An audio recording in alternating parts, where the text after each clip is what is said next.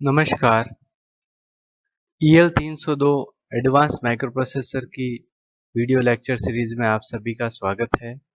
मेरा नाम है Deepak Jangid, lecturer in computer engineering, राजकीय पॉलिटेक्निक महाविद्यालय पाली। आज के इस वीडियो लेक्चर में हम डिस्कस करेंगे प्रोग्राम्ड डेटा ट्रांसफर।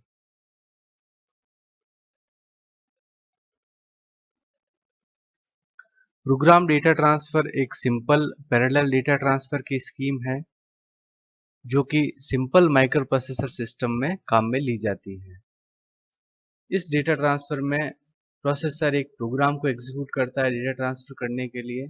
मतलब कि डेटा ट्रांसफर के लिए हमको एक प्रोग्राम एग्जीक्यूट करना पड़ेगा और डेटा ट्रांसफर है वो सिंक्रोनस या असिंक्रोनस कुछ भी हो सकता है। सिंक्रोनस डेटा ट्रांसफर जब इनपुट आउटपुट डिवाइस और माइक्रोप्रोसेसर की स्पीड लगभग समान होती है अर्थात मैच करती है तो उस प्रकार के डेटा ट्रांसफर को हम सिंक्रोनस डेटा ट्रांसफर बोलते हैं। अर्थात जिस गति से माइक्रोप्रोसेसर डेटा रीड या राइट करता है उसी गति से अगर आईओ डिवाइस भी डेटा रीड और राइट कर सके तो हम उस प्रकार के डेटा ट्रांसफर को हम सिंक्रोनस डेटा ट्रांसफर कहेंगे। और इस प्रकार के डेटा ट्रांसफर में एक कॉमन पल्स की जरूरत होगी। इसकी एडवांटेज यह है कि इसके अंदर माइक्रोप्रोसेसर को वेट करने की जरूरत नहीं होती डेटा के लिए, क्योंकि जिस गति से माइक्रोप्रोसेसर डेटा रीड और राइट करता है उसी गति से आईओ डिवाइसेस डेटा रीड और राइट कर सकती हैं। इसलिए माइक्रोप्रोसेसर को बिल्कुल भी वेट करने की जरूरत इसमें नहीं होगी। असिंक्रोनस डेटा ट्रांसफर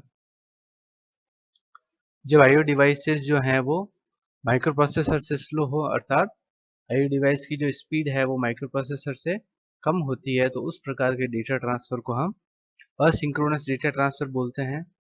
इसके अंदर इंटरनल टाइमिंग जो है आईओ डिवाइसेस की वो माइक्रोप्रोसेसर से इंडिपेंडेंट होती है अर्थात इसमें कॉमन पल्स की जरूरत नहीं होती है।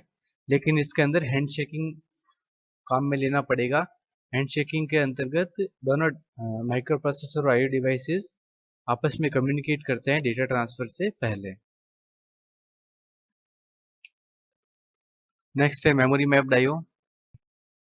मेमोरी मैप्ड आईओ के अंदर सिंगल एड्रेस स्पेस काम में लिया जाता है मेमोरी लोकेशंस और आईओ डिवाइसेस के लिए। प्रोसेसर है वो आईओ डिवाइसेस को बिल्कुल मेमोरी लोकेशंस की तरह ही ट्रीट करता है।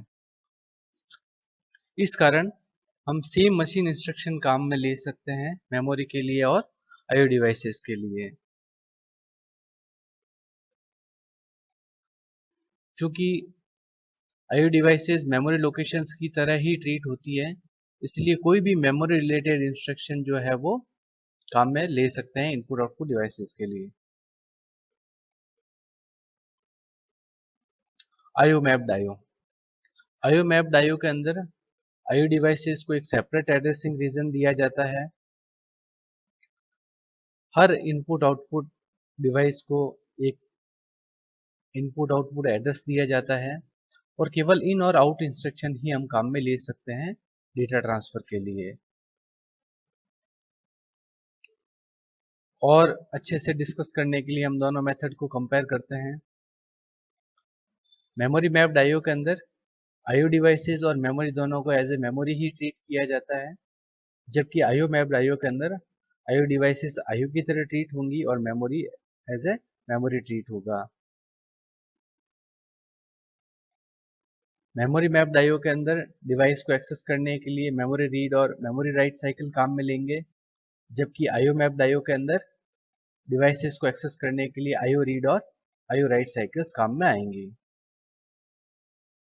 मेमोरी मैप्ड आईओ के अंदर डिवाइसेस को मेमोरी लोकेशंस ही ट्रीट किया जाता है, इसलिए कोई भी इंस्ट्रक्शन जो मेमोरी से रिलेटेड है वो डेटा एक्सचेंज के लिए काम में ले सकते हैं। क्योंकि IO devices as a memory ही ट्रीट की जा रही है तो मेमोरी रिलेटेड कोई भी इंस्ट्रक्शन है वो हम आईओ डिवाइसेस के साथ में काम में ले सकते हैं।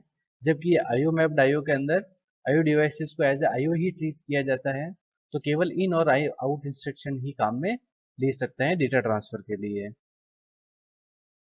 मेमोरी मैप्ड आईओ के अंदर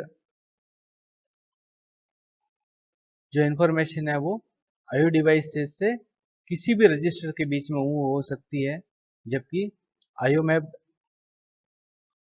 आईओ के अंदर जो इंफॉर्मेशन है वो केवल आईओ डिवाइस से एक्यूमुलेटर रजिस्टर के बीच में ही मूव हो सकती है।